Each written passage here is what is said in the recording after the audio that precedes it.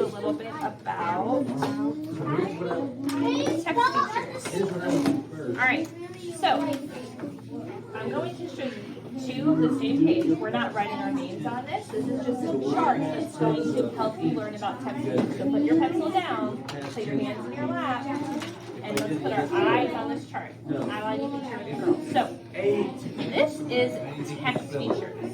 This is just showing you all the different types of text features that can be in a nonfiction text. What does nonfiction mean? What does nonfiction mean? It's a real book or an article or a magazine. So these are the different text features that can be in a nonfiction text. We have bold text, italics.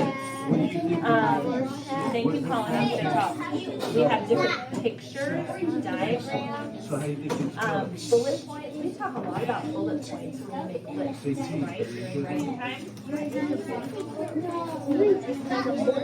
Yeah, it's a little dot. There's also different diagrams that you can have. Nonfiction books can have maps. They can also have real photographs. And underneath lots of photographs in nonfiction text, there are captions. What do you think a caption is? Look at that picture. What do you think, Adeline? Thanks for raising your hand. A caption, like sometimes on like pages you might have it, there's words like where it gives you information. Yes, a caption is words underneath a real photograph that tell you what that picture is. Also, if you ever watch a movie or a TV show, do you ever put the captions on? Like the words underneath? I do. Those words underneath tell you what it's saying. So a caption are words that tell you about the picture. There's also tables, charts, and graphs, and nonfiction text can have glossaries. So, we're going to keep this to the side and use it if we need it. We're going to look at a nonfiction magazine, and we're going to be hunting for text features. We are not reading this entire magazine right now. We are looking for text features, like captions and bold words and maps and headings. And then we're going to record the different text features that we see on our paper. So first, put your name on this, and let's just look through it together to see what text features we see. Name and number. After we found the words, we're going to write some sentences. And you can, don't read it yet, just open it up and take a preview to see what different text features we see. Ooh, Adeline's tagging someone, some of them. Why are those text features? You might not know what those words mean, but all the other words like past and next pretty much Are they bolded? Yeah, they're bold, which means they're a little bit darker. Colin, do you see any other text features?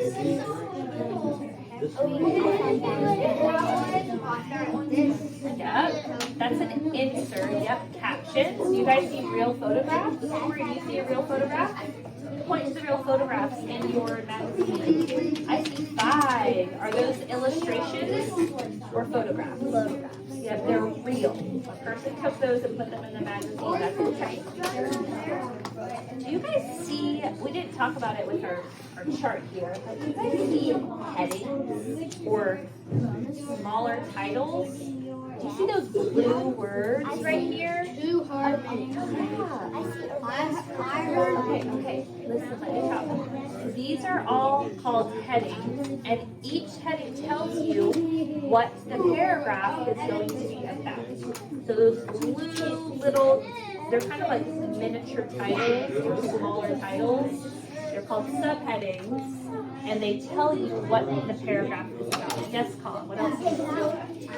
You have to find the number All right, flip it over to the back.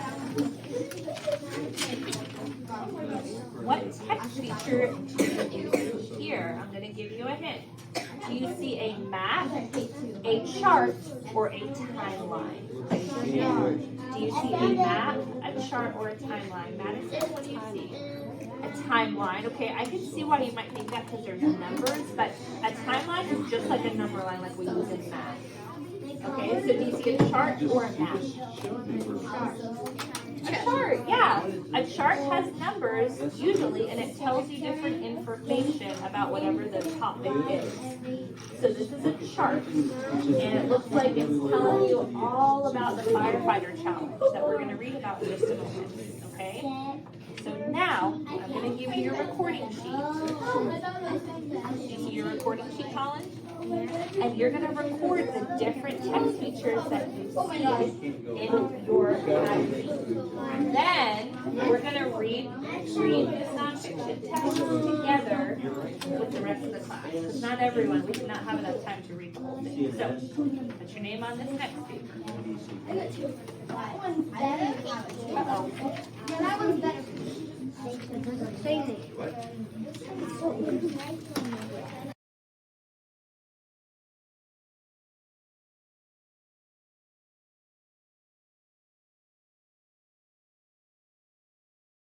Elise. Hi.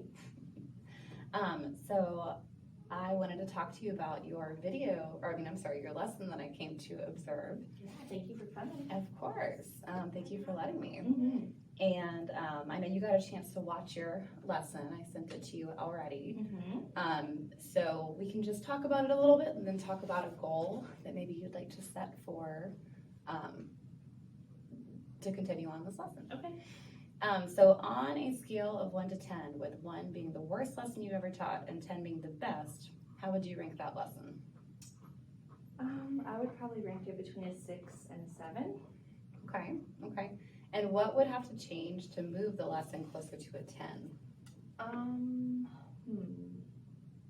Maybe increasing student engagement and having more higher level thinking questions. Okay. Using some of the technology I have in the classroom might be able to help that. Yeah, I think that would be great. So do you want that to be your goal, like maybe increasing student engagement using technology? Yeah, I think that'd be great. Okay, great. Since we have laptops, that'd Yeah. be great to implement into more lessons. Definitely, yeah. And I saw you were using them somewhat in centers already, but maybe we could incorporate them into like small group as well. Yeah. So That'd be great. okay, so there's some great programs that I know about called Lumio. There's one called Kahoot that we could use with the kids to practice maybe like enhanced text features with them and practice that. So we can work on that next time if you'd like that to be your goal. Yeah, I think the kids would love that. They Yeah. love getting their laptops out. So Yeah, definitely. Okay, great. All right, well, wonderful. So next time I come in, maybe I can show you how to use it, and then you can try it with the kids. okay, Okay, great. sounds great.